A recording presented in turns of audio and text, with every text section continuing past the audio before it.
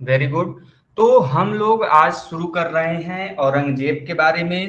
पिछले क्लास में हम लोगों ने शाहजहां के बारे में पढ़ा था। शाहजहां के तीन पुत्र थे, जिसमें सबसे बड़ा पुत्र था उसका पुत्र जिसका नाम था क्या, उसके पुत्र का नाम था, सबसे बड़े वाले पुत्र का नाम दारा सिकोह। क्या था? दारा सिकोह। वहीं पर जो उसका दूसरा पुत्र था, उसके दूसरे पुत्र का नाम क्या था?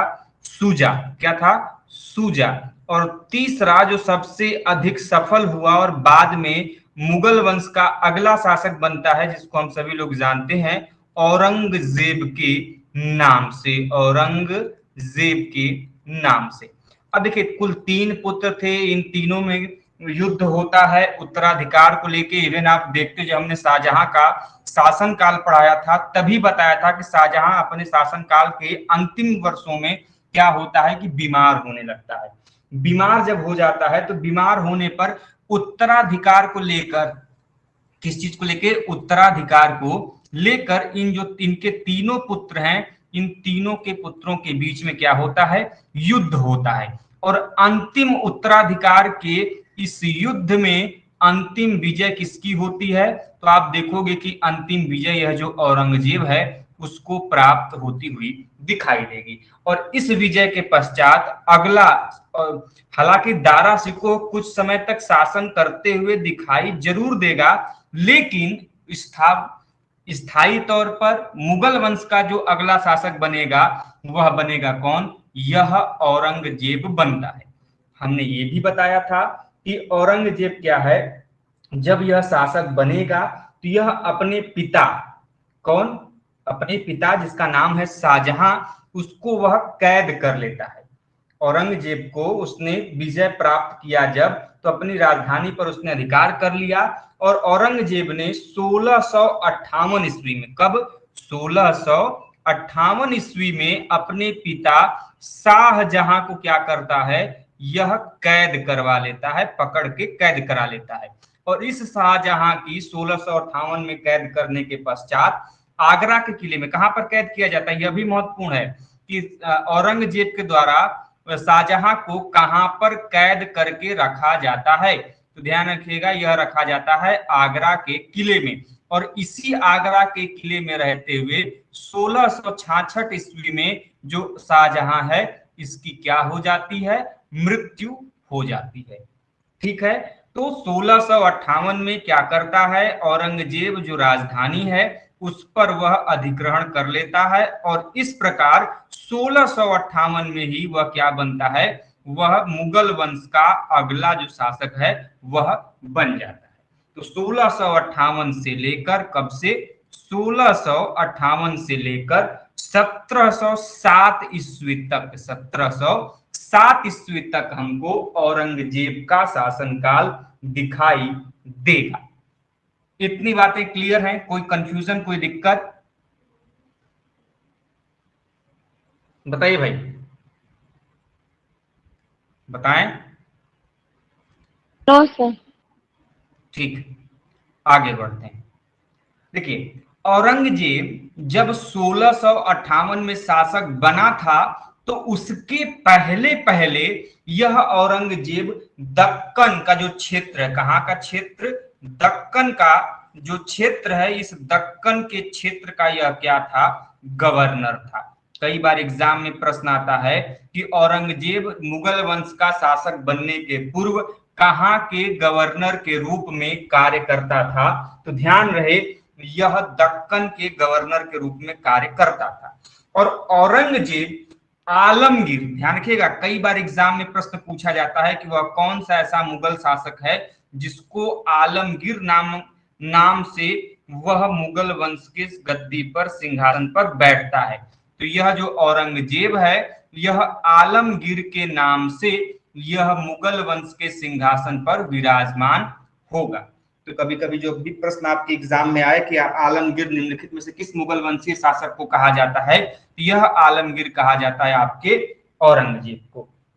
ठीक है। जब यह सम्राट बना तो सम्राट बनने के पश्चात यह जो औरंगजेब है इसने आर्थिक कष्टों का, जो जनता थी उस समय की, जो उसके शासन की जो प्रजा थी, उसके आर्थिक कष्टों को, जो इकोनॉमिकल, जो उसके समय में क्राइसिस चल रही थी, उसके निवारण के लिए इसने दो चीजें जो थी, जो कि एक प्रकार का कर था, जो शुल्क था, उसको उसने समाप्त किया। यह शुल्क क्या था, बड़ा इंपॉर्टेंट है, कई बार एग्जाम में पूछ लिया जाता है इसने, कि औरंगजेब ने कौन से दो शुल्क या फिर कर को समाप्त किया था। तो उसका नाम था राहदारी। क्या नाम था? राहदारी। पहला नाम था राहदारी और दूसरा नाम था आपका पानद्रारी। पानद्रारी। तो यह दो शुल्क उस समय जनता पर लगाए गए थे और इन दोनों शुल्कों को इसने अपने शासन काल में आते ही समाप्त कर दिया था। ये जो राहदारी है, यह राहदारी वह कर था जो कि आंतरिक पारगमन शुल्क था, मतलब आंतरिक रूप से जब सामान एक स्थान से दूसरे स्थान पर व्यापार के रूप में ले जाया जाता था, तो उसके लिए जो शुल्क लगाया जाता था उसको राहदारी बोलते थे। और वह जो व्यापारिक चुंगियों के ऊपर कर लगता था उनको पानद्रारी बोलते हैं। तो इन दोनों करों को, राहदारी और पानद्रारी करों को, औरंगजेब ने अपने शासन काल में क्या कर दिया? समाप्त कर दिया, हटा दिया। तो इन दोनों करों के नाम आपको ध्यान में रखने। इतनी बात क्लियर है? बताएं भाई, इसमें कोई कंफ्यूजन? आगे बढ़ें। ठीक, व्हाइट बोर्ड क्लियर दिख रहा है? बताइए। हाँ, आवाज आप लोगों को क्लियर नहीं आ रही? व्हाइट बोर्ड क्लियर दिख रहा है? नो सर, व्हाइट बोर्ड नहीं दिख रहा है। यहाँ से विजिबल है, आप लोग अपना चेक कर ले फिर से। यहाँ से विजिबल है भाई। खैर, आगे बढ़ रहे हैं। औरंगजेब जब शासन करने आता है 1658 में, गद्दी पर बैठता है और मुगल वंश का अगला शासक बनता है, तो हमने पहले ही बताया था कि अधिकांश मुगल शासक जब भी शासन करने आए तो उन्होंने धर्म गुरुओं के हिसाब से अपने शासन की व्यवस्था को संचालित किया। तो वे धर्म गुरु, उनका जो वर्ग कहलाता था वह वर्ग कहलाता था उलेमा वर्ग। और इसी उलेमा वर्ग की सलाह पर, इसी उलेमा वर्ग की सलाह पर औरंगजेब ने भी क्या किया? शासन किया है। तो ध्यान रखिएगा, औरंगजेब ने भी अपने शासन काल में उलेमा वर्ग को क्या किया? महत्व दिया एवं इनकी पहचान को बरकरार रखा। एवं सबसे महत्वपूर्ण जो पॉइंट है, जो नोट पॉइंट है, जो आपको ध्यान रखना है, हमने अकबर जब पढ़ा रहे थे तब भी, और जब दिल्ली सल्तनत पढ़ा रहे थे तब भी, हमने आपको बताया था नवरोज उत्सव के बारे में। बताया था नवरोज उत्सव, याद है? बताइए। ये जो नवरोज उत्सव था और जो अकबर के द्वारा शुरू किया गया था झरोखा दर्शन, क्या? झरोखा दर्शन। इन दोनों को अकबर ने, सॉरी, इन दोनों प्रथाओं को औरंगजेब ने अपने शासन काल में क्या कर दिया? समाप्त कर दिया। ध्यान रखिएगा, औरंगजेब ने अपने शासन काल में जो नवरोज उत्सव मनाया जाता था उसको, और जो अकबर के द्वारा शुरुआत की गई थी झरोखा दर्शन की, उन दोनों की जो प्रथाएं थी उनको औरंगजेब ने अपने शासन काल में क्या कर दिया? समाप्त कर दिया। अब आप लोगों से प्रश्न है, आप में से कोई एक हमको बताइए कि ये जो नवरोज उत्सव है इसकी शुरुआत किसने की? हालांकि यह प्रश्न दोनों बनता है कि इसकी शुरुआत किसने की और इसको समाप्त किसने किया। तो जल्दी से बताइए भाई, हमने पढ़ाया है, बताएं कि नवरोज उत्सव की शुरुआत करने वाले शासक का नाम क्या है? किसी एक को भी याद है? अकबर। अकबर ने नवरोज को शुरू किया था। यस सर, प्रारंभ प्रारंभ वही किया था ना। पक्का? Yes sir. मान ले हम। समय देते हैं, इसको पढ़ के आइएगा या फिर क्लास में हमको जब भी अगला होगा तो बताइएगा कि नवरोज उत्सव की शुरुआत किसके द्वारा की गई थी। ठीक है, खैर आगे बढ़ते हैं। नवरोज उत्सव की शुरुआत किसने की थी, ये आपका होमवर्क है, ये आपको बताना है। इसके बाद आगे बढ़ते हैं। देखिए औरंगजेब जो है यह प्रसिद्ध है किसके लिए, हिंदुओं के खिलाफ होने के लिए, क्योंकि इसने अपने शासन काल में हिंदुओं को प्रताड़ित करने की पूरी कोशिश की थी, ऐसा विद्वान कहते हैं। कुछ प्रमाण जो है हम आपको बताते हैं। औरंगजेब ने हिंदुओं के जो त्योहार थे उनको सार्वजनिक रूप से मनाने जाने पर प्रतिबंध लगा दिया था। यदि प्रश्न पूछा जाए कि वह कौन सा ऐसा शासक था जिसने हिंदू त्योहारों को सार्वजनिक रूप से मनाने पर प्रतिबंध लगाया था, तो ध्यान रहे वह शासक है आपका कौन सा, तो वह शासक है आपका औरंगजेब। औरंगजेब जिसने क्या किया था, हिंदू त्योहारों को सार्वजनिक रूप से मनाने पर प्रतिबंध लगाया था। इतनी बात क्लियर है।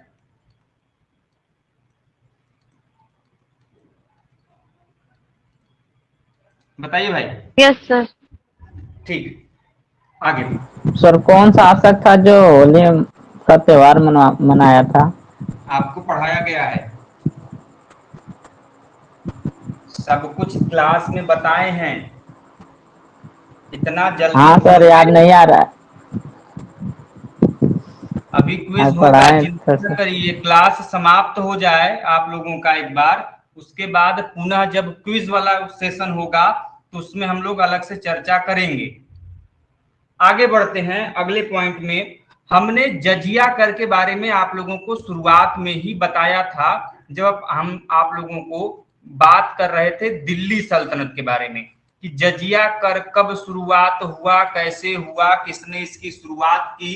पहले जजिया कर जब 712 ईस्वी में आता है मोहम्मद बिन कासिम, तो ब्राह्मणों को, लूले लंगड़े लोगों को छोड़ के बाकी अन्य लोगों पे लगाया जाता है। बाद में एक साहब आते हैं जो ब्राह्मणों के ऊपर भी जजिया कर लगाते हैं, फिर अकबर आते हैं, इसको समाप्त करते हैं। लेकिन जब औरंगजेब आएंगे तो औरंगजेब ने राज्य की गैर मुस्लिम जनता पर, राज्य की गैर मुस्लिम का मतलब वे जनता जो कि मुस्लिम नहीं है, उस गैर मुस्लिम जनता पर इसने क्या किया था कि यह जजिया कर इसने लगाया था। तो यदि यह पूछा जाए कि अकबर के पश्चात वह कौन सा ऐसा मुगल वंशीय शासक है जिसने अपने शासन काल में गैर मुस्लिम जनता पर जजिया कर रोपित किया था, तो ध्यान रखिएगा वह शासक है आपका औरंगजेब। ठीक है, इसने अपने शासन काल में सार्वजनिक रूप से जो नृत्य है, सार्वजनिक नृत्य जो है उस पर भी इसने प्रतिबंध लगाया था कि सार्वजनिक नृत्य नहीं होना चाहिए। पब्लिक डांस जो है, सार्वजनिक नृत्य पर भी क्या था इसके शासनकाल में, प्रतिबंध था। ठीक है, इसके अलावा जो संगीत था कि सार्वजनिक रूप में संगीत हो, डांस हो, इन सभी चीजों पे क्या था भैया, प्रतिबंध लगाया गया था इसके शासनकाल में। यद्यपि व्यक्तिगत जीवन में, व्यक्तिगत मतलब उसके व्यक्तिगत, औरंगजेब के व्यक्तिगत जीवन में औरंगजेब जो था यह एक कुशल वीणा वादक भी था। ये जो औरंगजेब है जिसके बारे में हम लोग पढ़ रहे हैं, यह औरंगजेब जो है यह अपने शासन काल में एक प्रसिद्ध वीणा वादक के रूप में जाना जाता है। ये प्रश्न एग्जाम में अभी हाल ही में नेट के पेपर में पूछा गया था, और पीजीटी में तो ये क्वेश्चन कई बार पूछा जाता है कि निम्नलिखित में से वह कौन सा ऐसा मुगल वंशीय शासक है जो कि एक प्रसिद्ध वीणा वादक के रूप में जाना जाता है। तो ध्यान रखिएगा वह शासक है आपका औरंगजेब। हालांकि कई बार लोग इसका सही उत्तर लगा के आ जाते हैं अकबर को, क्योंकि उनको जो लगता है कि औरंगजेब बड़ा क्रूर शासक है, यह कैसे हो जाएगा, लेकिन ऐसा नहीं है। औरंगजेब बल्कि क्या था, प्रसिद्ध वीणा वादक था, फिर भी इसने अपने शासनकाल में जो सार्वजनिक नृत्य थे, सार्वजनिक संगीत थे, उन पर क्या किया था, प्रतिबंध लगाया था, उसको प्रोहिबिटेट किया था अपने शासनकाल में। इतनी बातें क्लियर हैं? सर मेवाड़ को कर मुक्त किया था औरंगजेब ने। हाँ हाँ किया था, हम आपको पढ़ाए तो थे, जब पढ़ा रहे थे तो बताए थे, पिछले क्लास में इसकी चर्चा हम लोगों ने की थी। शाहजहां के बारे में जब हम लोग पढ़ रहे थे तो उसी समय हमने आपको बताया था ये बात। आगे बढ़ते हैं अगले पॉइंट की तरफ।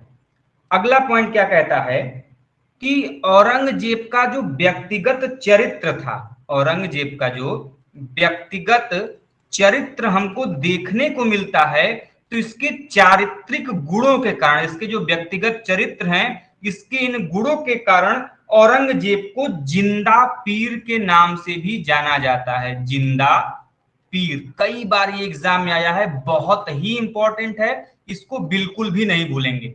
चाहे बाबा रामदेव का जड़ी बूटी खा के याद करें, चाहे कम्प्लान बॉर्नविटा पी के याद करें, लेकिन इस पॉइंट्स को नहीं भूलना है कि निम्नलिखित में से कौन सा ऐसा मुगल वंशीय शासक है या फिर कौन सा ऐसा शासक है जिसे जिंदा पीर के नाम से भी जाना जाता है। तो ध्यान रखिएगा, मुगल वंशीय शासक औरंगजेब को हम लोग जिंदा पीर के नाम से भी जानते हैं। इतनी बात क्लियर है? Yes sir.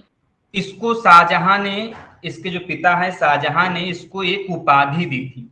क्या दिया था? एक उपाधि दी थी, और उस उपाधि का नाम था बहादुर। क्या नाम था? बहादुर। और इसने अपने पिता को ही बहादुरी दिखाते हुए लास्ट के समय में कैद कर लिया, और कैद खाने में ही उसके पिता की मृत्यु हो जाती है। तो इस ऐसे महान बहादुर ये इंसान थे। खैर, अब इंपॉर्टेंट महत्वपूर्ण चीज ये है कि यह प्रथम ऐसे मुगल वंशीय शासक थे, औरंगजेब भैया एकमात्र ऐसे प्रथम मुगल वंशीय शासक थे जिन्होंने दो बार राज्याभिषेक किया था। 2 बार राज्याभिषेक किया था। इनका 2 बार राज्याभिषेक हुआ है। कब कब हुआ है यह भी महत्वपूर्ण है, आइए जान लेते हैं भाई। तो पहला जब हुआ था तो वह हुआ था 21 जुलाई 1658 को। 21 जुलाई 1658 को इनका पहला बार राज्याभिषेक होता है, और दूसरी बार 15 जून 1659 को इनका दूसरी बार राज्याभिषेक होगा। ठीक है, इतनी बातें क्लियर हैं?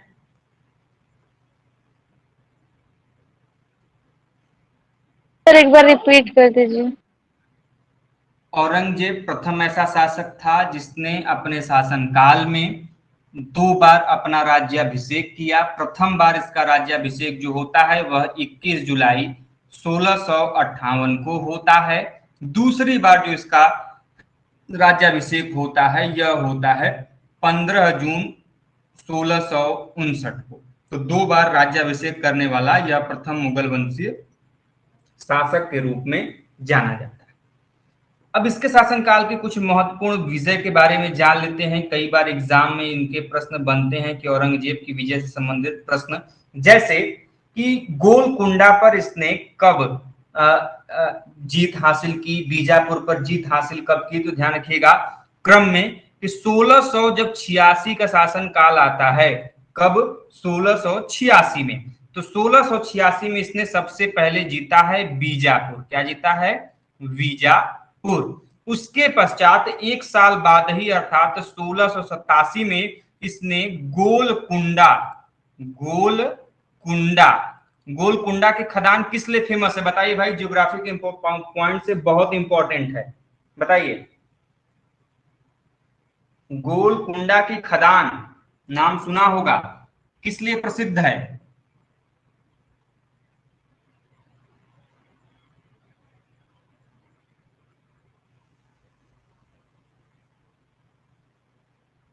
बताइए। अरे हीरा, डायमंड। गोलकुंडा की खदानें किस लिए फेमस है? डायमंड के लिए फेमस है। खैर, तो इसके 2 महत्वपूर्ण ये विजय है। इसके अलावा इसने कई अन्य विजय किए थे, खैर उसकी चर्चा बाद में करेंगे। आगे बढ़ते हैं।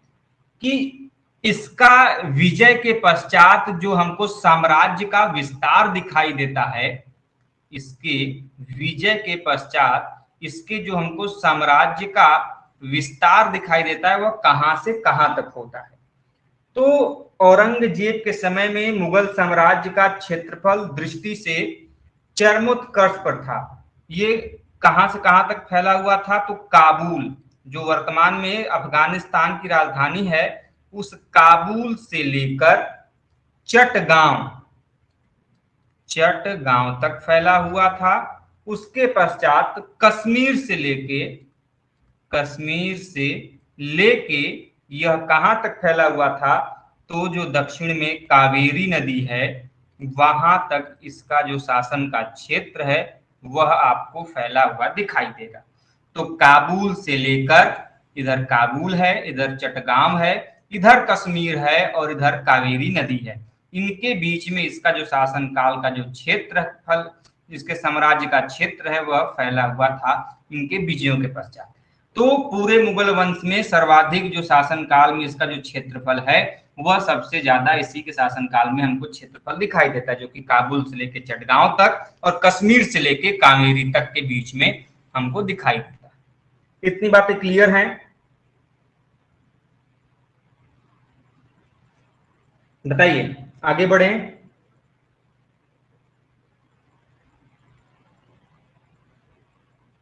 बताएं भाई। खैर, यस सर। देखिए, इस और जैसे कि शाहजहां ने मुमताज महल के याद में ताजमहल बनवाया था, तो जानते ही हैं कि जो बीबी लोग होती हैं, जो पत्नियां होती हैं, बहुत डिमांड वाली होती हैं, दूसरे का देख के पहले पति से फरमाइश करती हैं। तो बिल्कुल उसी तरह औरंगजेब की जो पत्नी थी, जो बेगम थी, उन्होंने भी आग्रह किया अपने पतिदेव से, कहा कि जिस प्रकार शाहजहां भैया ने बनवाया था अपनी पत्नी श्री के लिए ताजमहल, ठीक उसी प्रकार हमको भी अपने लिए ताजमहल की तरह बनवाइए। तो औरंगजेब के समय ने अपने बेगम के अर्थात पत्नी के आग्रह पर ताजमहल का प्रति, मतलब उसकी नकल औरंगजेब ने निर्माण कराया, जिसे हम लोग बीबी का मकबरा कहते हैं। क्या कहते हैं? बीबी का मकबरा। बीबी का मकबरा है। कई बार एग्जाम में पूछा जाता है कि बीबी के मकबरे का निर्माण किसने करवाया था? औरंगजेब ने कराया था। इस बीबी के मकबरे को हम लोग द्वितीय ताजमहल के रूप में भी जानते हैं, द्वितीय ताजमहल के रूप में भी जानते हैं। या फिर कभी कभी पूछ लिया जाता है कि निम्नलिखित में से किस स्थापत्य संरचना को ताजमहल की नकल कहते हैं? नकल या फिर प्रति कहा जाता है। तो ध्यान रखिएगा, वह आपका बीबी का मकबरा ही है जिसे ताजमहल का प्रति या नकल कहा जाता है। ठीक है, यह जो औरंगजेब का जो बीबी का मकबरा है कहां पर स्थित है? तो यह औरंगाबाद में स्थित है। कहां पर स्थित है भाई? औरंगजेब और औरंगाबाद, नाम याद रहेगा, औरंगाबाद में स्थित है। और इसको, इस बीबी के मकबरे को अन्य भी नाम से जानते हैं, जैसे काला ताजमहल। काला ताजमहल, आपका ताजमहल सफेद है और बीबी का मकबरा क्या है? काला है, इसीलिए इसको काला ताजमहल भी कहते हैं। और कभी कभी लोग इसको दक्षिण का ताजमहल, दक्षिण का ताजमहल भी कहते हैं। ठीक है, इस पॉइंट्स को भी आपको ध्यान में रखना है। चाहे द्वितीय ताजमहल पूछे, ताजमहल की नकल पूछे, काला ताजमहल पूछे या फिर दक्षिण का ताजमहल पूछे, तो ध्यान रखिएगा वह है बीबी का मकबरा। और उसका निर्माण किसने कराया था? औरंगजेब ने कराया था। औरंगजेब ने यह निर्माण कहां पर कराया था? तो दक्षिण में औरंगाबाद में कराया था। इतनी बात क्लियर है भाई? जल्दी से बताइए, फिर आगे बढ़े। अब देखिए, इसके शासन काल में बहुत सारे विद्रोह होते हैं जो कि आपके एग्जाम के पॉइंट ऑफ व्यू से बहुत इंपॉर्टेंट है। सबसे पहला विद्रोह होता है अफगानों का विद्रोह। किसका होता है? अफगानों का विद्रोह, अफगान विद्रोह। ठीक है, सबसे पहला विद्रोह हमको अफगान का विद्रोह दिखाई देता है। इस विद्रोह का उद्देश्य था अफगान राज्य की स्थापना करना। इस विद्रोह का उद्देश्य क्या था? अफगान राज्य का स्थापना करना, कि भैया हम विद्रोह इसलिए कर रहे हैं क्योंकि हमको अलग से हमारा अफगान राज्य का क्या करना है? स्थापना करना। इसीलिए इन्होंने जो अफगान विद्रोह है उसको शुरुआत किया था। रोशनाई नामक धार्मिक संप्रदाय, रोशनाई नामक एक धार्मिक संप्रदाय था, उसको मानने वाले कुछ एक विशिष्ट वर्ग के लोग थे जिन्होंने इस जो अफगान विद्रोह है इसकी शुरुआत की थी। और 1667 ईस्वी में, कब? 1667 ईस्वी में आप देखेंगे तो पता चलेगा कि 1668 ईस्वी में अफगान विद्रोही भाग के नेतृत्व में मुगल सूबेदार आमिर खान ने, ये आमिर खान वो नहीं जो मूवी बना के फ्लॉप हो गए हाल ही में, वो आमिर खान नहीं, ये दूसरे हैं भैया। आमिर खान के नेतृत्व में यह जो अफगान विद्रोह है उसका क्या किया? दमन कर दिया। तो 1667 में मुगल सूबेदार जिनका नाम है आमिर खान, उन्होंने इस अफगान विद्रोह का दमन कर दिया था। इतनी बात क्लियर है? इसके पश्चात आप देखोगे तो दूसरा विद्रोह होता है कुछ समय पश्चात, जिसका नाम दिया जाता है जाट विद्रोह। क्या दिया जाता है नाम? जाट विद्रोह। ये जो जाट विद्रोह है यह औरंगजेब के समय में प्रथम संगठित विद्रोह माना जाता है, प्रथम संगठित विद्रोह माना जाता है।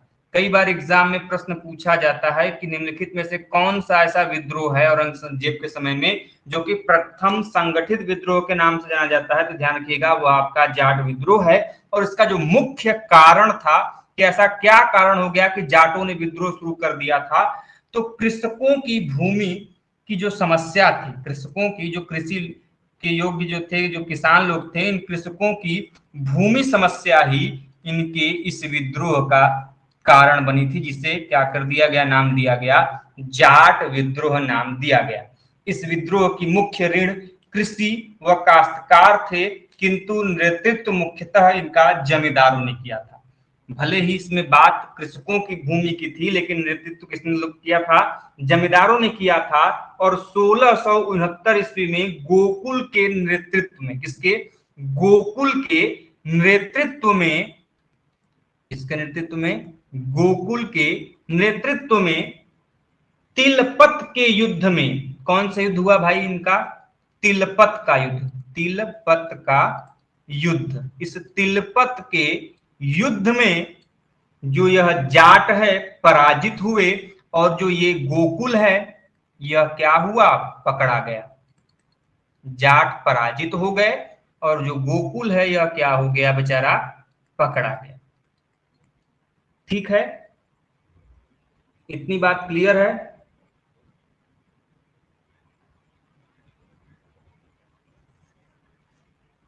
इसके पश्चात आप देखोगे यस सर। तीसरा विद्रोह, तीसरे विद्रोह का नाम है सतनामी विद्रोह।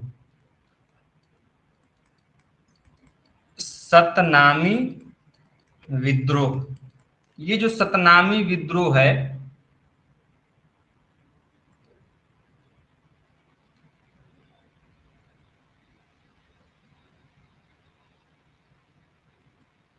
आवाज जा रही है क्लियर?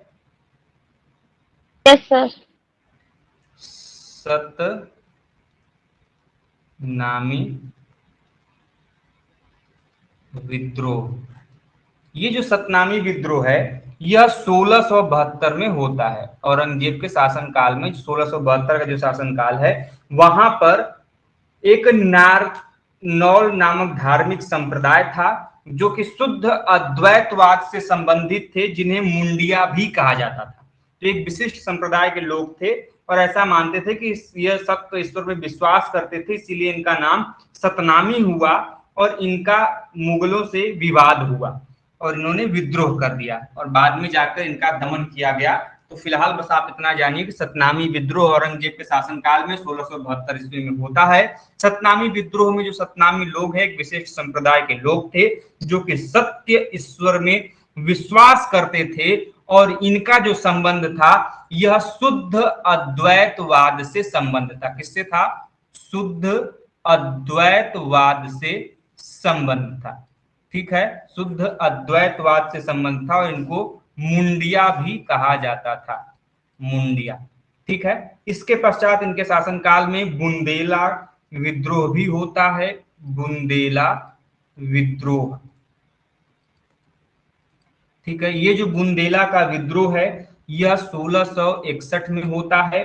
तो ओरछा के शासक जिसका नाम था चंपत राय, चंपत राय। तो चंपत राय के नेतृत्व में यह जो बुंदेला का विद्रोह होता है और पराजित होने के पश्चात, जब यह विद्रोह होता है तो पराजित होने के पश्चात जो यह चंपत राय है यह क्या करता है, आधिपत्य स्वीकार करने के स्थल पर यह आत्महत्या कर लेता है।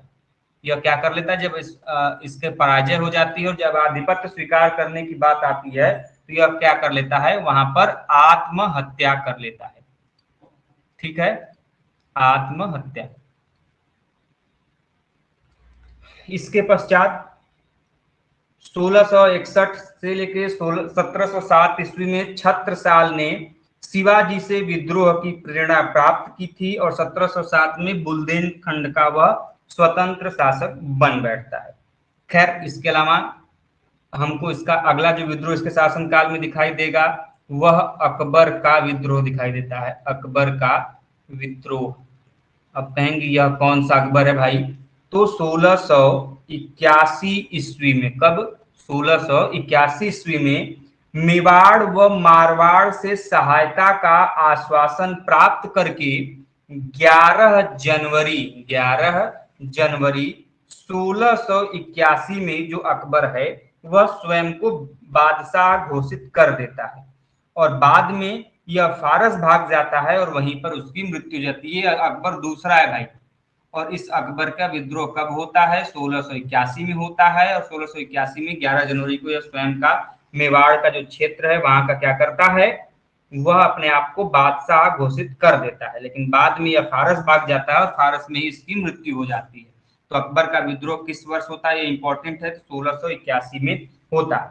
इसके पश्चात अंग्रेजों का विद्रोह भी इसके शासनकाल में होगा, क्योंकि जहांगीर के समय में अंग्रेज आ चुके हैं और बस चुके हैं व्यापारिक दृष्टिकोण से। हमने बताया था कि कैसे कौन कौन से लोग आते हैं जहांगीर के शासनकाल में, कितने अंग्रेजों ने कैसे कैसे यहाँ पर कोशिश की व्यापारिक दृष्टिकोण से जमाने के लिए। तो अंग्रेजों ने भी 1686 ईस्वी में, कब? 1686 ईस्वी में अंग्रेजों को हुगली से बाहर भगा दिया गया। तो औरंगजेब के शासनकाल में जब अंग्रेजों ने क्या किया, विद्रोह किया, तो 1686 ईस्वी में अंग्रेजों को हुगली से बाहर भगा दिया जाता है।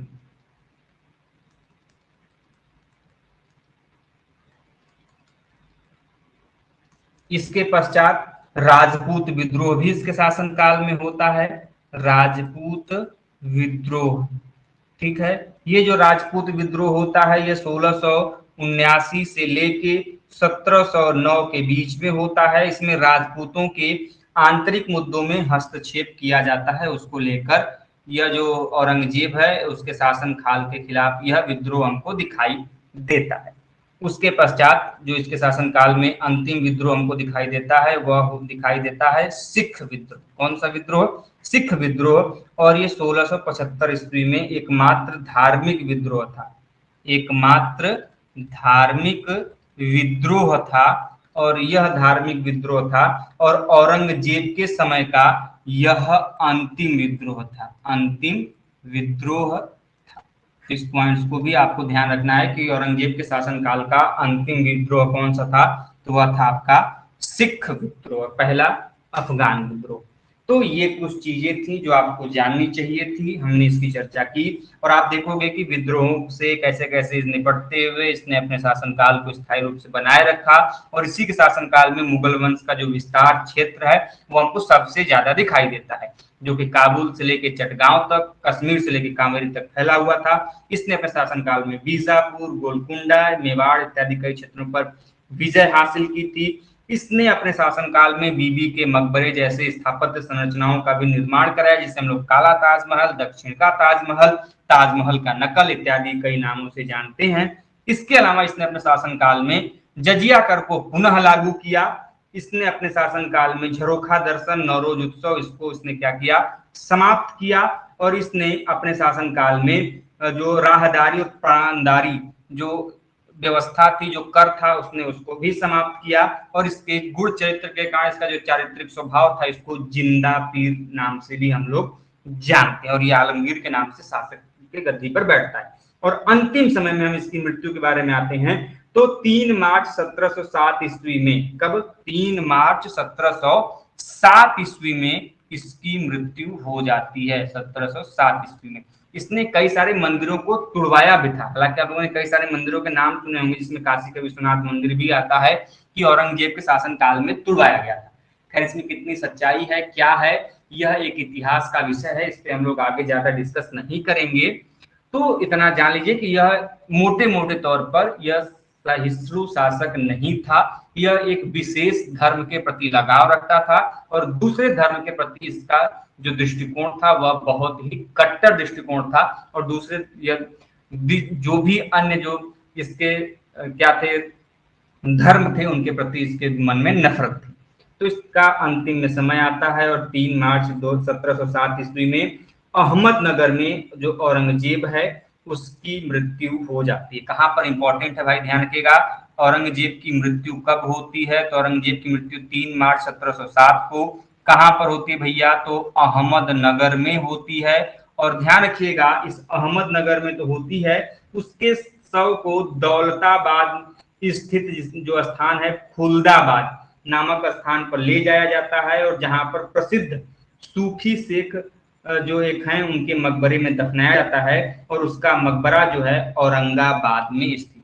कहाँ पर स्थित है, औरंगाबाद में, ठीक है, औरंगाबाद। औरंगाबाद में भी एक विशेष स्थल है खुलदाबाद, वहां पर ये इसको दफनाया जाता है। तो इस प्रकार आप देखते हैं कि 1658 में कैसे अपने पिता के शासनकाल में बीमारी के पश्चात उत्तराधिकारी के युद्ध में दारा सिकोह और शुजा को हराकर यह मुगल वंश का शासक बनता है। 1658 में इसका राज्याभिषेक होता है और 1707 के बीच में इसने कई सारे महत्वपूर्ण काम किए। इस प्रकार इसका यह जो शासनकाल है वह समाप्त हो जाता है। और इसके शासनकाल के समाप्त होते ही आप देखोगे कि जो मुगल वंश के जो भी महत्वपूर्ण शासक थे उनका शासनकाल समाप्त हो जाएगा। इसके शासनकाल के पश्चात कोई भी एक ऐसा शासक आपको मुगल वंश में नहीं दिखाई देगा जिसका शासनकाल वास्तविक रूप में अब स्थायी तौर पे माना जाए। तो इसके शासनकाल के पश्चात मुगल वंश पतन की ओर चला जाता है। और धीरे धीरे आप देखोगे कि 1857 में जब यह क्रांति होगी तो मुगल वंश पूर्ण रूप से समाप्त हो जाता है। तो ये कुछ थी आपकी मुगल वंश की जानकारी। और खासकर आज हमने बात की औरंगजेब के बारे में। तो जो भी चीजें थी आपको बता दी गई। उम्मीद करता हूँ सब कुछ समझ में आ गया होगा। जो भी पॉइंट्स है आपको ग्रुप में भेज दिया गया है। जो भी चीजें होंगी आप हमें ग्रुप में पूछ सकते हैं, आपको वहां पर हम हर एक चीज का जवाब दे देंगे। तो फिलहाल आज के लिए बस इतना ही। यदि कोई प्रश्न होगा तो आप हमें पूछ लीजिएगा।